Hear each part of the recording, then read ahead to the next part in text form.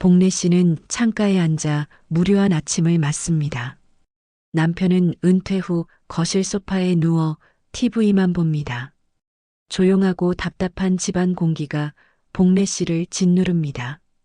그녀의 눈빛에는 생기가 없습니다.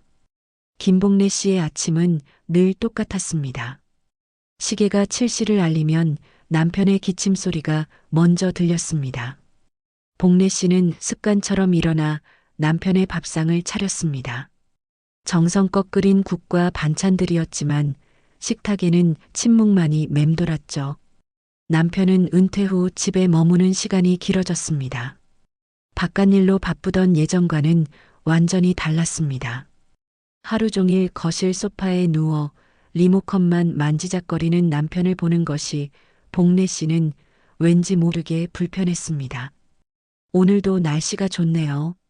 복래 씨가 먼저 말을 건넸습니다.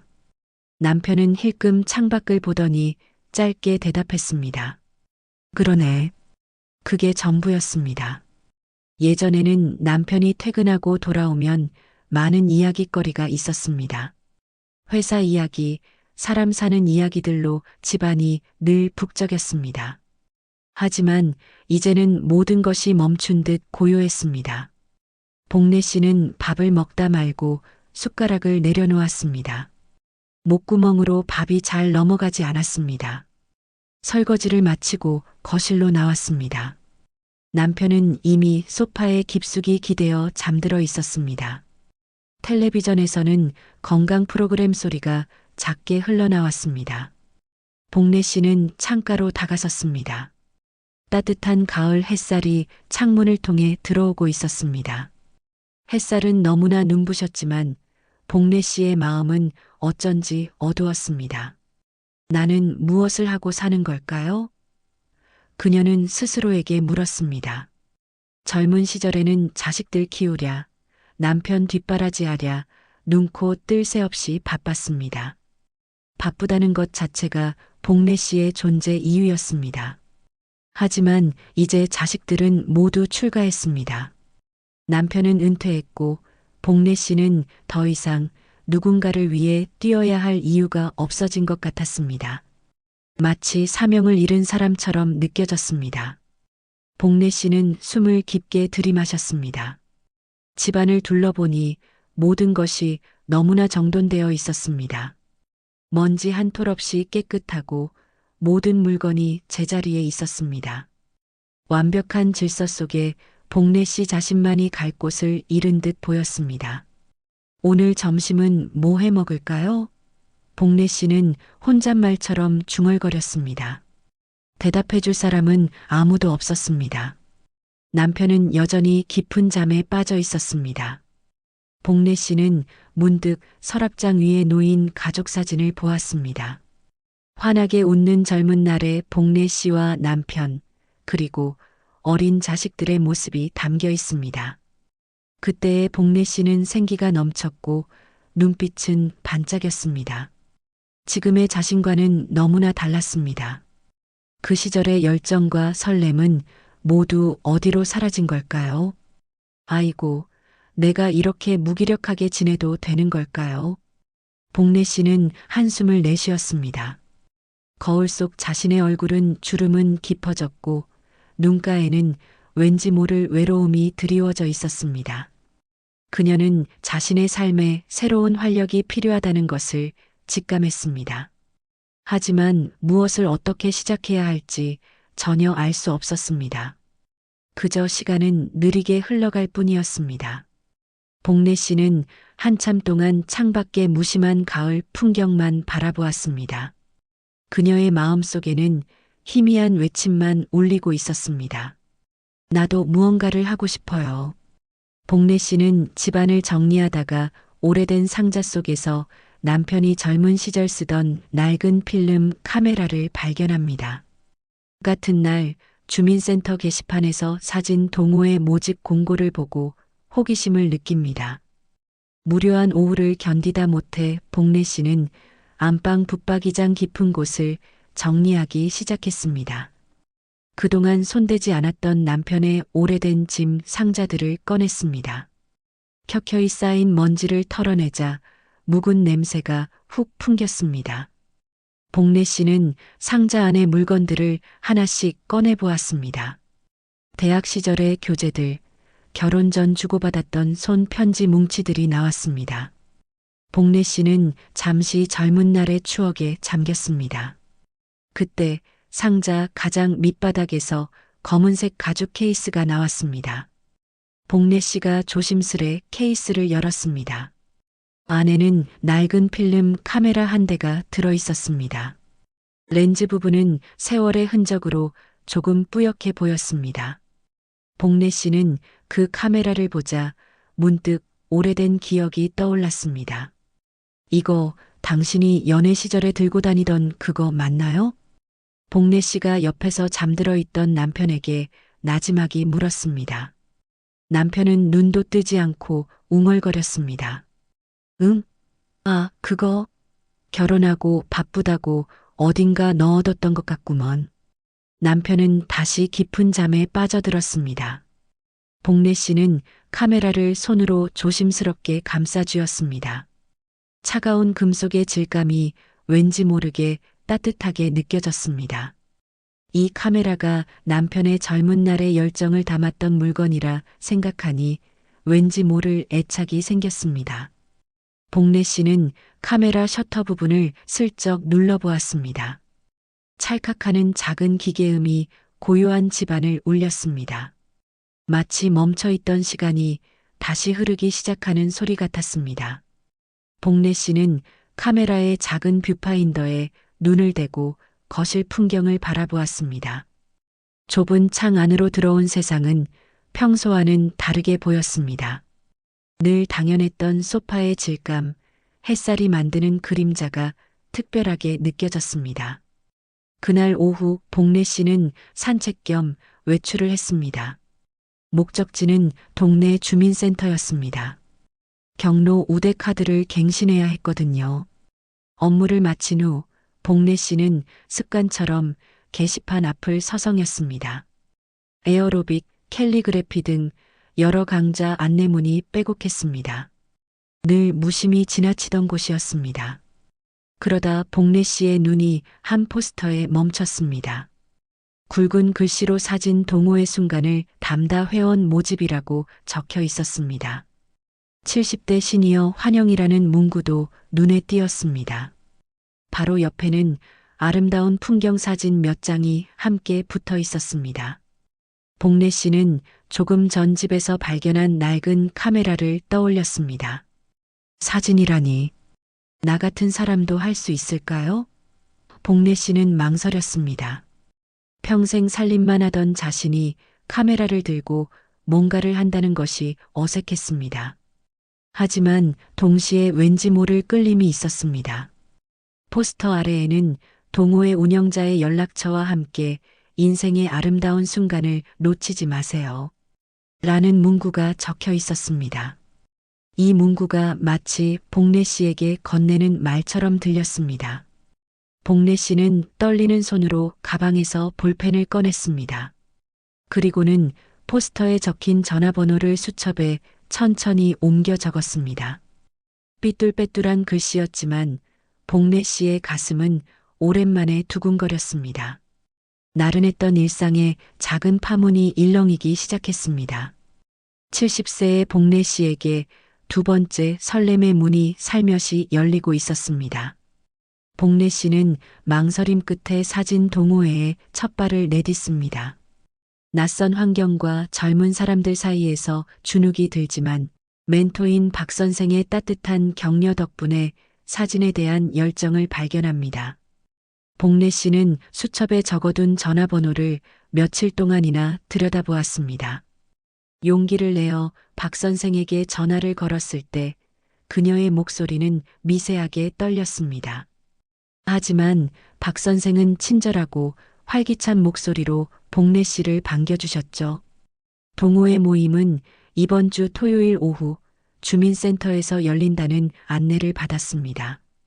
약속 당일 복래 씨는 집을 나서는 발걸음이 무거웠습니다. 오랫동안 새로운 것에 도전하지 않았던 탓이었습니다.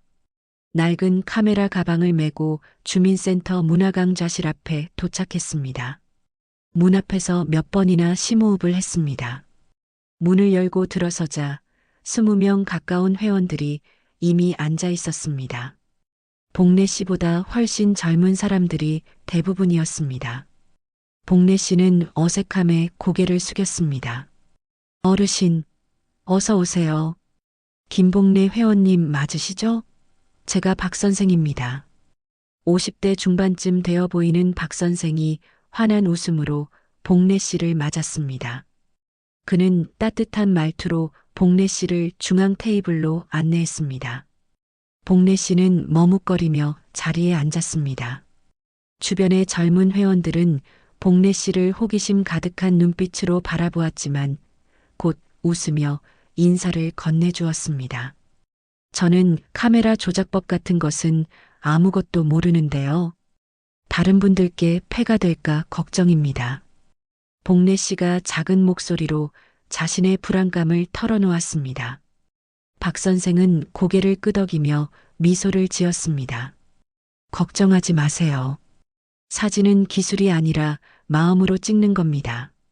복래 회원님의 70년 인생이 곧 최고의 카메라죠. 그의 진심이 담긴 말에 복래 씨는 왠지 모를 위안과 용기를 받았습니다. 그날의 수업은 카메라의 기본적인 기능 설명과 함께 동네 공원으로 출사를 나가는 것이었습니다. 복래 씨는 남이 쓰던 낡은 필름 카메라를 조심스럽게 꺼냈습니다. 다른 회원들이 사용하는 최신 디지털 카메라와 비교되자 조금 주눅이 들었습니다.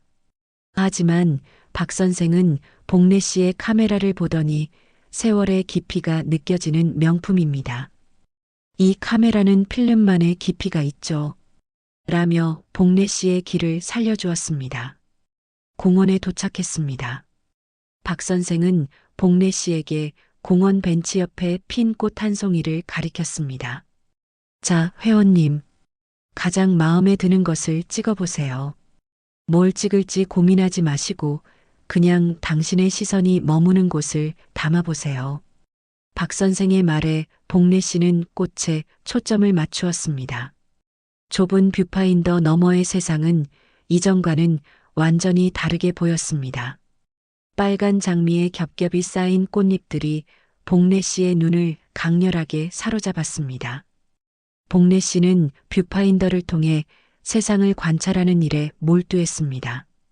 평소 같으면 그냥 지나쳤을 길가의 작은 돌멩이, 햇볕에 반짝이는 나뭇잎의 결이 모두 의미 있는 존재로 다가왔습니다. 셔터를 누를 때마다 복래 씨의 심장이 콩닥거렸습니다. 셔터 소리는 복래 씨의 삶이 다시 움직이기 시작했음을 알리는 작은 신호였습니다. 무언가에 몰두할 때 찾아오는 젊은 시절의 강렬한 기쁨이었습니다. 복래 씨의 얼굴에 오랜만에 열정이라는 생기가 돌기 시작했습니다. 그녀는 공원 벤치에 앉아 자신의 카메라를 든 채 해가 질 때까지 공원의 구석구석을 담았습니다. 복래 씨의 변화에 남편이 처음에는 불만을 갖지만 복래 씨의 활기찬 모습과 사진에 담긴 진심을 보고 이해하게 됩니다. 동호회 활동으로 복래 씨의 인간관계가 넓어지고 삶이 풍요로워집니다. 사진 동호회 모임이 몇 주 반복되자 복래 씨의 일상에는 큰 변화가 생겼습니다. 무기력했던 아침 시간이 사라졌습니다. 일찍 일어나 카메라를 챙기고 나갈 채비를 하는 복래 씨의 모습에는 생기가 넘쳤습니다. 하지만 남편은 이 변화가 영 달갑지 않았습니다. 요새 당신 너무 집안일을 소홀히 하는 거 아닌가? 남편이 텔레비전을 보다가 퉁명스럽게 말했습니다. 밥도 제대로 안 차려주고 주말마다 어딜 그렇게 싸 돌아다니는 거요? 남편은 익숙했던 일상의 질서가 깨지는 것에 대해 불만을 표출했습니다. 복래 씨는 남편의 말에 잠시 속상했지만 곧 차분하게 대답했습니다. 여보, 제가 당신 밥 차려주려고 70년 산 거 아니잖아요. 이젠 저도 제 삶을 찾고 싶어요. 저도 숨통이 트여야 당신도 편안하지 않겠어요?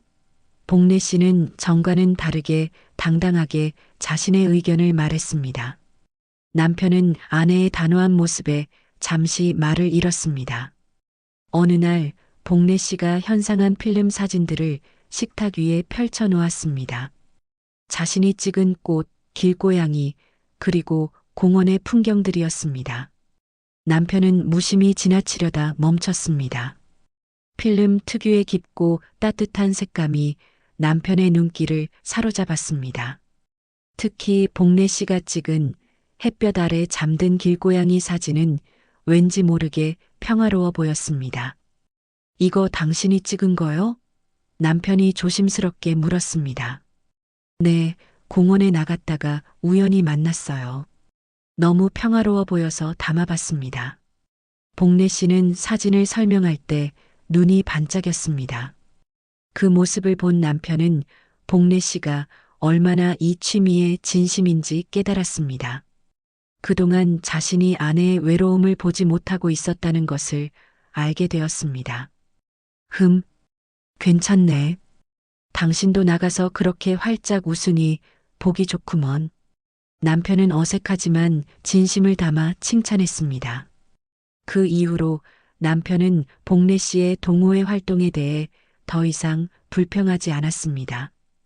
오히려 오늘 출사 사진은 잘 나왔소? 라며 먼저 물어봐주는 날도 생겼습니다. 멈춰있던 부부 사이의 대화가 사진이라는 새로운 주제로 다시 시작된 것입니다. 동호회 활동으로 복래 씨의 인간관계도 크게 확장되었습니다.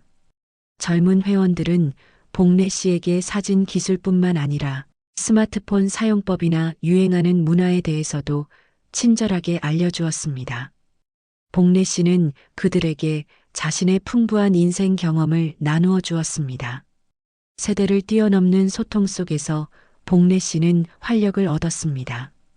그녀는 더 이상 집안에 갇혀 혼자 외로워하던 70대 할머니가 아니었습니다.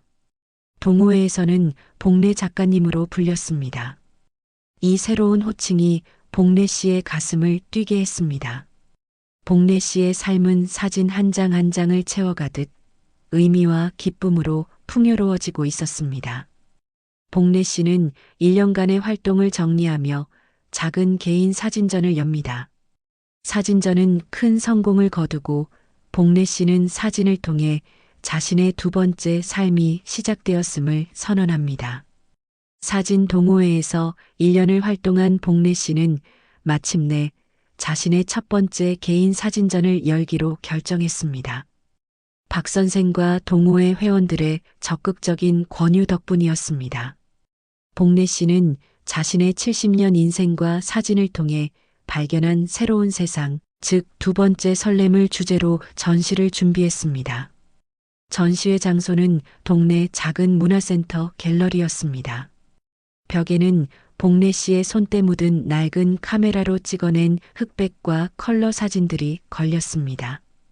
길가의 작은 꽃, 햇살 아래 평화롭게 잠든 남편의 모습, 그리고 주름진 자신의 손을 클로즈업한 사진까지 복래 씨의 진솔한 시선이 담긴 작품들이었습니다. 사진전 개막일, 복래 씨는 조금 긴장했지만 설렘이 더 컸습니다. 갤러리 문을 열고 들어오는 사람들을 보자 복래 씨는 눈시울이 붉어졌습니다. 남편은 멋진 양복을 차려입고 가장 먼저 와서 복래 씨를 응원했습니다. 당신 정말 멋지요. 이젠 내가 당신에게 배울 차례구먼. 남편의 진심 어린 한마디에 복래 씨는 고마움을 느꼈습니다. 사진전은 큰 호응을 얻었습니다. 특히 시니어 방문객들이 많았습니다. 그들은 복래 씨의 사진을 보며 깊은 공감을 표했습니다. 복래 씨가 찍은 벤치 위의 빈자리 사진 앞에서 한 할머니가 눈물을 훔치는 모습도 보였습니다. 복래 씨는 그들에게 자신의 이야기를 들려주었습니다. 사진을 배우기 전 제 삶은 저 빈 벤치와 같았어요. 하지만 카메라를 잡으니 벤치에도 따뜻한 햇살이 비친다는 것을 알게 되었죠. 박 선생은 복래 씨를 보며 자랑스러운 표정을 감추지 못했습니다. 복래 회원님은 기술이 아닌 삶의 진정성을 담아내셨습니다. 우리 모두에게 희망을 주시는 분입니다. 박 선생의 소개로 복래 씨는 작은 강단에 섰습니다. 마이크를 잡은 복래 씨는 목소리가 떨렸지만 곧 안정되었습니다. 70세에 카메라를 들었습니다. 늦었다고 생각했지만 지금이 제 인생에서 가장 젊은 날입니다. 복래 씨는 밝게 웃었습니다. 여러분, 제 사진처럼 우리의 삶도 얼마든지 아름답게 담아낼 수 있습니다. 셔터를 누를 때마다 심장이 뛰는 그 느낌, 바로 두 번째 설렘입니다. 저는 이제 제 두 번째 삶을 시작합니다. 복래 씨의 연설이 끝나자 갤러리 안은 뜨거운 박수 소리로 가득 찼습니다. 복래 씨는 벅찬 감동을 느꼈습니다. 더 이상 집안의 김복래가 아닌 사진작가 김복래로서 세상과 소통하고 있었습니다. 낡은 카메라 한 대가 그녀의 무료했던 노년의 삶에 새로운 빛을 선물해 주었습니다. 70세 복래 씨의 가장 눈부신 삶이 이제 막 시작된 것입니다.